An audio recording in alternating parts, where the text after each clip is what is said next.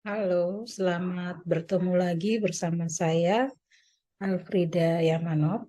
Pada kesempatan kali ini, saya akan berbagi kepada teman-teman semua terkait seleksi tes bakat skolastik untuk LPDP Afirmasi Putra-Putri Papua tahun 2022 yang tahap 2 ya, yang kemarin saya ikuti. Dan ini pada kesempatan kali ini saya mau share untuk teman-teman ya yang nanti mungkin mempersiapkan diri untuk mengikuti seleksi LPDP ya, beasiswa LPDP Afirmasi Putra Putri Papua untuk tahun 2023 ya. Dalam satu tahun itu ada 2 tahap ya.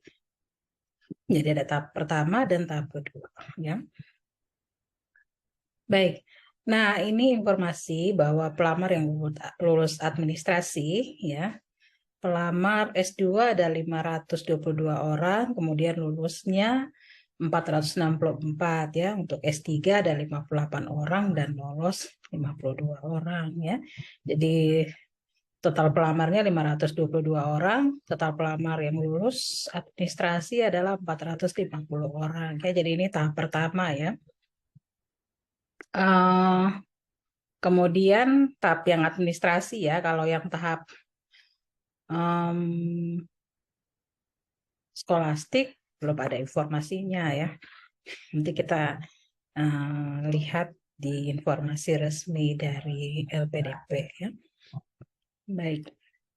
Catatan penting ya buat teman-teman yang ingin mengikuti seleksi LPDP untuk selalu mengingat jadwal tes dengan baik, kemudian selalu mengecek email juga, WhatsApp dan SMS secara kontinu ya. Kemudian mengecek juga portal pelamar, terutama pengumuman hasil dan tes seleksi selanjutnya ya, karena biasanya ada informasi di situ ya. Kemudian luangkan waktu untuk mengerjakan soal-soal tes bakat skolastik yang ada di berbagai media, mulai dari YouTube ya, dan informasi lainnya biasanya ada situ. Jadi silakan teman-teman bisa lihat ya, mengerjakan tes bakat skolastik ini. Kemudian juga nanti selamat Anda telah lulus seleksi bakat skolastik ya. Juga nanti ada informasi. Nah, jenis soalnya itu, ini jenis soal TBS tuh maksudnya kepanjangan dari tes bakat skolastik ya teman-teman. Nah, ada penalaran verbal, penalaran kuantitatif, pemecahan masalah, dan tes kepribadian ya. Nah, untuk penalaran verbal itu 30 menit ya. Jadi ada 23 soal, yang jenis analogi ada 8 soal, logis ada 8 soal, dan analisis 7 soal. Ya, ini salah satu contoh soal ya.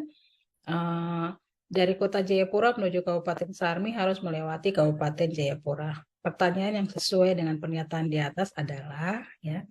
Jadi dari Kota Jayapura bisa ke Kabupaten Sarmi meski tidak harus melewati Kabupaten Jayapura. Kabupaten Jayapura berada di antara Kota Jayapura dan Kabupaten Sarmi. Poin B ya, yang benar ya. Jadi Kabupaten Jayapura dengan Kota Jayapura, Kabupaten Jayapura berada di antara Kota Jayapura dan Sarmi. Jadi kalau mau dari Kota Jayapura ke Sarmi ya memang harus melewati Kabupaten Jayapura ya. Dengan kendaraan ya, kendaraan umum ya. Kendaraan bermotor beroda 4 ataupun beroda 2. Kemudian penalaran kuantitatif ya. Durasi waktunya 40 menit. Kemudian ada 25 soal ya, ada deretan angka 8 soal, kemudian aritmatika dan aljabar 8 soal, kecukupan data 9 soal. Nah, ini contoh soal untuk deretan angka ya. Ada 2, 4, 6, 8, dan 10. Nah, kalau kita lihat, kita bisa hitungnya dari 2 ke 4 berarti ada tambah 2 ya. 4 ke 6 tambah 2, 6 ke 8 tambah 2, 8 ke 10 tambah 2, berarti untuk titik-titik berarti 10 ditambah 2. 10 ditambah 2 berarti 12. Jadi jawabannya adalah B. Benar sekali ya teman-teman. Nah, kemudian ada pemecahan masalah untuk 20 menit ya. Nanti ada soal, kemudian kalian diharapkan untuk menyelesaikan pemecahan masalah tersebut. Ya, durasi waktunya 25 menit. 12 soal dan ada bacaan wacana ya. Kemudian kalian baca, kemudian nanti bisa ada beberapa pertanyaan terkait dengan bacaan tersebut ya. Kemudian ada tes kepribadian ya.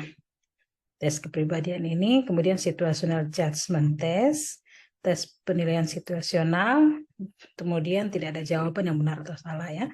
Jadi ini memang benar-benar mengetes kamu seperti apa, kepribadianmu seperti apa ya. Dalam situasi-situasi tertentu, bagaimana ingin melihat bagaimana pengambilan keputusan yang akan kamu ambil, kecenderungannya kemana. Jadi, tapi jawaban kamu itu tidak ada jawaban yang benar atau salah ya. Lebih cenderung untuk melihat pribadi kita itu seperti apa gitu ya. Pribadi kamu itu seperti apa. Apakah seorang yang mudah menyerah atau tidak, ya seorang yang optimis atau tidak. Nah, gitu ya.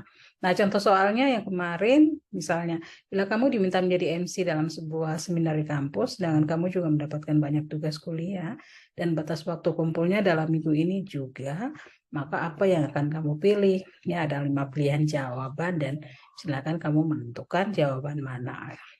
Dan pertanyaan-pertanyaan ini memang berkaitan dengan bagaimana kamu mengambil keputusan ya. Jadi antara satu dengan yang lain itu bisa berbeda ya, tergantung dengan kepribadian masing-masing, dan ini tidak ada jawaban yang salah atau benar. Kemudian ya, berdasarkan informasi yang dapatkan dari YouTube ya, YouTube LPDP, kemudian sosialisasi yang dilakukan oleh LPDP ya terkait beasiswa LPDP khusus untuk afirmasi putra-putri Papua, menjelaskan bahwa ada relaksasi ya untuk baik dari persyaratan, termasuk passing grade untuk TBS ini dipermudah bagi putra-putri Papua. Jadi memang teman-teman yang ingin melanjutkan studi ya, itu jalur ini menurut saya tepat untuk kita ikuti ya. Ada persaingan juga sih, persaingan antara kita ya, dan syaratnya dipermudah. Jadi kemungkinan besar untuk kita bisa lolos itu sangat besar ya.